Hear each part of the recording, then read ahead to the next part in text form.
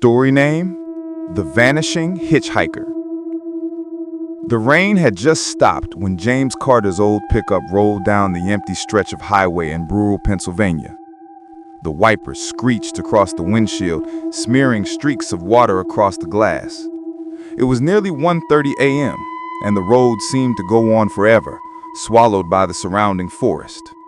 James was tired, his eyes heavy from the long business trip, but he pushed on. That's when he saw her. A young woman stood at the side of the road, her white dress clinging to her body as though she had been caught in a storm. Her long black hair stuck to her face, hiding her features. But James noticed something strange. She wasn't carrying an umbrella, wasn't holding a phone, wasn't signaling for help. She was simply standing there. James slowed his truck. Something deep in his gut told him not to stop, but leaving a woman stranded on a road this dark didn't sit right with him. He rolled down the window. "Miss, are you okay? Do you need a ride?" Slowly, she turned her face toward him. Her skin was pale, almost too pale, and her lips trembled as she spoke. "Please, take me home." James unlocked the door and she slipped into the passenger seat without another word. The air grew noticeably colder the moment she entered. James shivered and turned up the heater. As he drove, he tried to make conversation. "So, what's your name?" The girl kept her eyes fixed on the dark trees outside. After a long silence, she whispered, "Anna."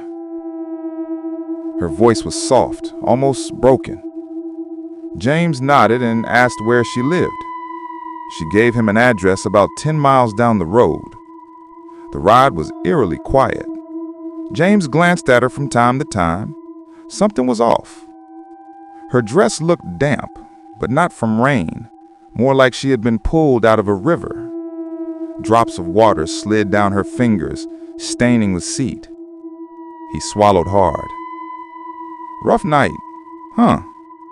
he said nervously, trying to lighten the mood. Anna slowly turned her head toward him.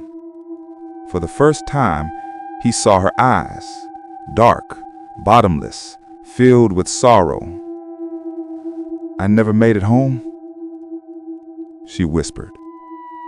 James gripped the wheel tighter. "What do you mean?" But she said nothing else, just stared ahead as though she was waiting.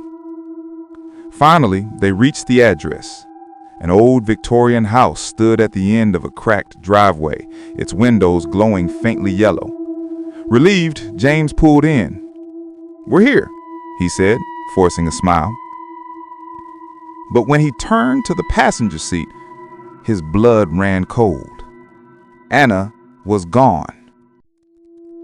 The seatbelt still buckled, the water still dripping, but the girl had vanished.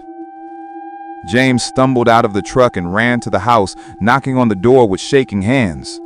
After a moment, an elderly woman answered, her face etched with years of grief. "Ma'am, I just gave a young woman a ride here. She said her name was Anna." The woman's face drained of color. Her voice cracked as she whispered, "You must be mistaken. My daughter, Anna, she died in a car accident on this road 10 years ago.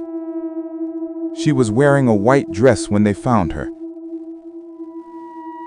James felt the ground sway beneath him. His heart pounded in his chest. He backed away, but as he turned, his eyes froze. Anna was standing in the driveway. Her hair hung wet and heavy across her face, her dress soaked as if she had just climbed from a watery grave. Her dark eyes locked on James. Slowly, she raised one pale hand as though to wave goodbye. Then, without a sound, she dissolved into the mist, leaving behind only the faint smell of wet earth. James stumbled back into his truck, slamming the door shut, his hands trembling as he gripped the steering wheel. He didn't wait. He sped away, headlights cutting through the endless dark road. But in the rearview mirror, Just for a moment, he swore he saw her again, sitting in the back seat and smiling. From that night forward, James never drove that road again. Locals say the girl in white still appears to drivers, forever searching for a way home. Some say she's harmless, a lost soul reliving her final journey. But others whisper, if you ignore her, if you drive past without stopping, she doesn't forgive. They find you later, and you never make it home. If you survived this story, give it a like and subscribe to Voices of the Dead so you never miss the next haunting.